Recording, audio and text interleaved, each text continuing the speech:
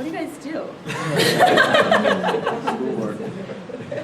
But hold on, I mean, when you become small business, you fight for everything and you get involved. So you have to, I want to defend the students to a certain level, but as the minute you open up and incorporate, you'll realize that you need to be part of these organizations and these types of events. So just to give them a little bit of a cushion.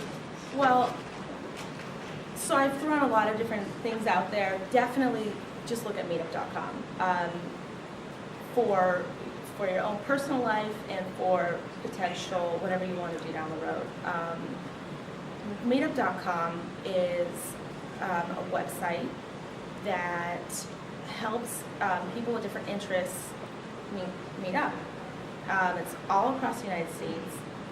There are tons of people on Meetup. I don't know exactly how many, but anything that you're interested in, whether you want to meet a book club, you have a pub and you want to meet other pub owners, you like to drink coffee, you like to watch sci-fi movies on Friday nights, like whatever it is, there's a Meetup group for it, probably in your zip code.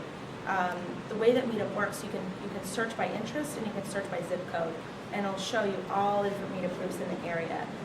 There's there's like workout meetups, there's new in town meetups, dining out meetups. So I use Meetup for many, many reasons. For my bar and restaurant clients, one's in Long Island City and one's in Astoria. The Astoria Dining Out Meetup is coming to my client's restaurant on November 10th. When you get a meetup to incorporate whatever your idea is into their calendar, they all come. There's a penalty if they don't come. So versus, you could get a great article in Time Out New York about this event that you're having, or about this restaurant that you have. That doesn't necessarily guarantee that anyone's going to come as a result of it. When a meetup group that has 85 members says, yes, this is a great idea, our meetup group's going to do it, they all come. Or however many RSVP actually come. I don't know if you've ever used Eventbrite or even a Facebook event. I mean, you know how that goes. People say, I'm attending. You could have a guest list of 100 people and 2 people will come from Facebook. With Meetup, 40 people say they're coming, you're going to get 40 people there. Maybe even more, they might bring their friends. So that's a great tool for restaurant businesses to get dining out meetup, the new in town meetup. People who like to, there's a Wiley Astoria meetup. I'm working with them to see if they want to come and eat and drink at the restaurant. For pets, it's huge. There's a breed-specific meetup group for every single breed, pretty much everywhere. So that's a project, that's an ongoing project, is reaching out to those meetup groups. There's one in New York that's very influential. It's Kibble and Bark meetup group, and it's a group of about 25 dog people. It's very exclusive. They don't let anyone join. And these people are intense. They go to every dog party in the tri-state area every single day, and their dogs are dressed up in different outfits for the occasion. Now, these people are what I would call influencers. Now I've kind of gotten to know them. They've allowed me to be part of their meetup group. But these are people that are writing about dogs. They live, eat, drink, breathe dog. Everything they do is dogs. All of their friends have dogs. Everything, they write about dogs. They have a blog. Their Facebook is about dogs. So those people are important for me to be friends with, and I see them at the events and have them come to the events. There's a new show that's going to be launched in January called Doggy Mamas. It's a reality show on the Discovery Channel, And there's like 4 doggy mamas on the show that are in this Kibble and Bark meetup group. So I think in January, when it airs, you're gonna look back and think of this class. Yeah. Eli the Celebrity Chihuahua is on there. Yeah. MEETUP.com. Meetup.com.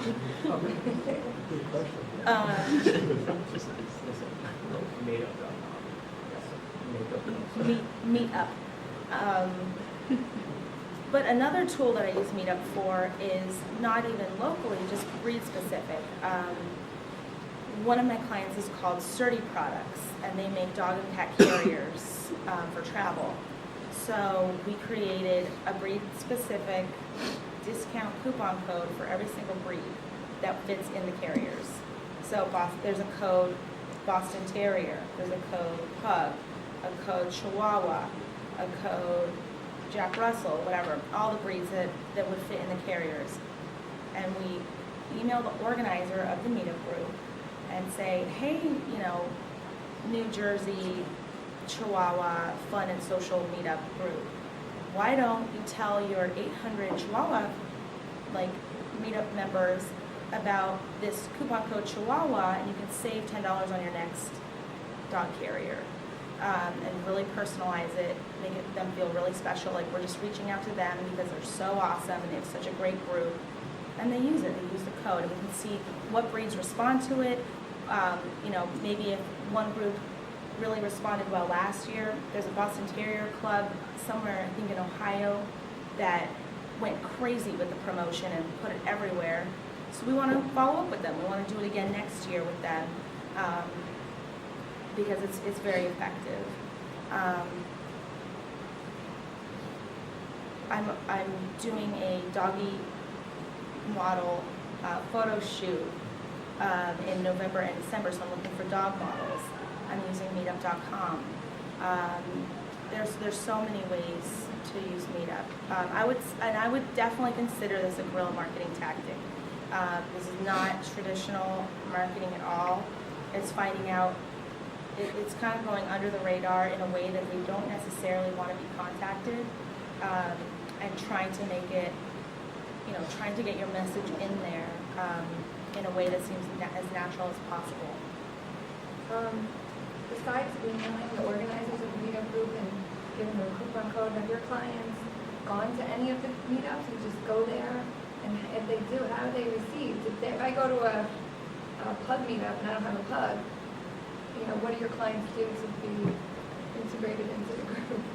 So, the way Meetup works is you create a profile and then you log in and you can join different Meetup groups. And they have to accept you.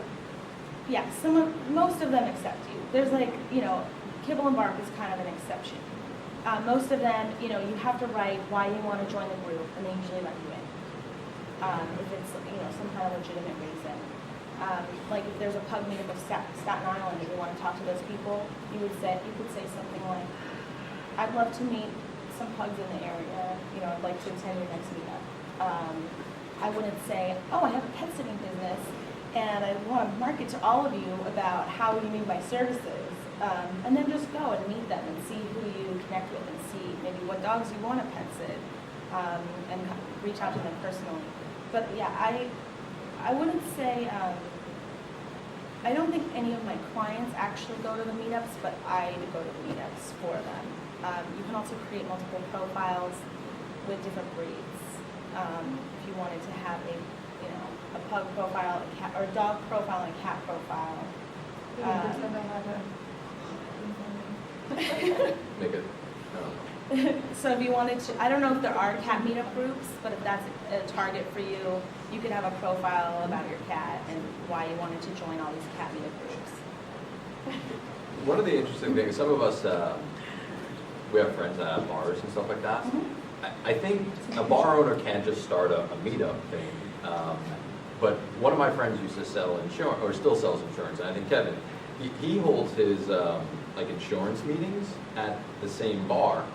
And this is the way that the bar owner got involved with Meetup. And he's like a 60-year-old bartender, owner. He doesn't have anything to do, but he somehow got linked up. I was wondering, how does your food and service do the meetup? So just real quick, an important thing there is that you can start your own meetup, and I think it costs $25. And that's, when I talk about meetup to my clients, that's often a common confusion, is that they think they need to go on meetup.com and create a group. You know, like the I love the Creek and the Cave group. That's not really what it's about, because then it's still going after the people that you already know. I like to use it by going after the groups that already exist.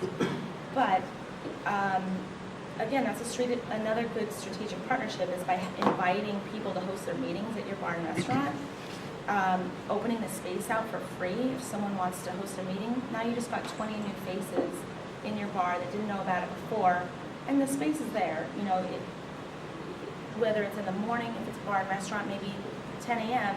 is a great time for a business group to have a meeting in your space, because there's not a lot of people in there, even if they're not buying anything right then. Again, how I like to use Meetup with bars and restaurants. So the bar and restaurant in Long Island City is called the Creek and the Cave, and they have a very interesting space downstairs. And I'm always going after different dating groups to see if they want to host their dating events in the space.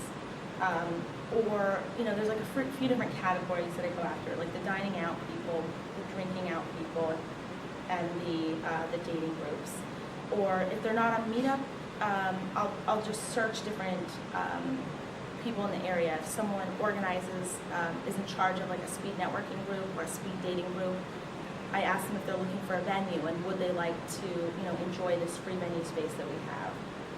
Because again, it brings people in, brings new faces in that will probably come back if they have a good time. Something else that's, you know, another marketing tactic that's kind of a new thing is Groupon. Do any of you ever bought anything on Groupon? Yes. Groupon, it's Groupon, Groupon. What their model is they partner up with different companies, usually food and service based, and you can buy something from Groupon for about half off. So you could buy $20 worth of food and drink at your favorite restaurant that happens to be the Groupon special of the day for $10. So that's another tool that I use from time to time with bars and restaurants particularly, because it gets new people in there. And they also, the way that they set it up is that you can only have, groups can't use it, like a whole group couldn't all have a Groupon and go have dinner together. It's like one per table, so it helps bring in new people.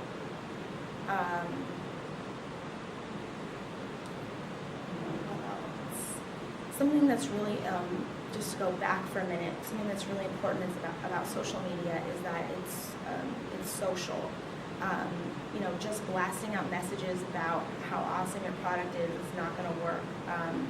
It's really being social. It's really, you know, being part of the conversation. It's going to events. It's meeting people, following up with them on Facebook, maybe posting a picture of them and commenting on it. And if it's someone's birthday, wishing them a happy birthday. You know, the things that you do kind of with your friends, it can be important to do as a brand. I think that to add on that note, it's actually kind of ironic. I've never met the woman to the left of me. This is the first time I met her. Exactly. But for about a year, I've been getting social messages about, I don't even have a pet. But I was so compelled to read all these things because of the content that was in there. And it wasn't just trying to sell a product. It was about rescuing dogs. It was about getting out there. So exactly what Anna's saying, it's not just about saying you're the best, you're the best, you're the best. It's also about building relationships. And it happened over my inbox. If you really think about it, I think it's kind of strange and ironic how we're sitting here. And it all happened over the internet, over pet, and over these nice messages about rescuing dogs, and you know, if you ever need anything, this and that, and building a relationship. I never plan on ever having a pet, but if I do, if I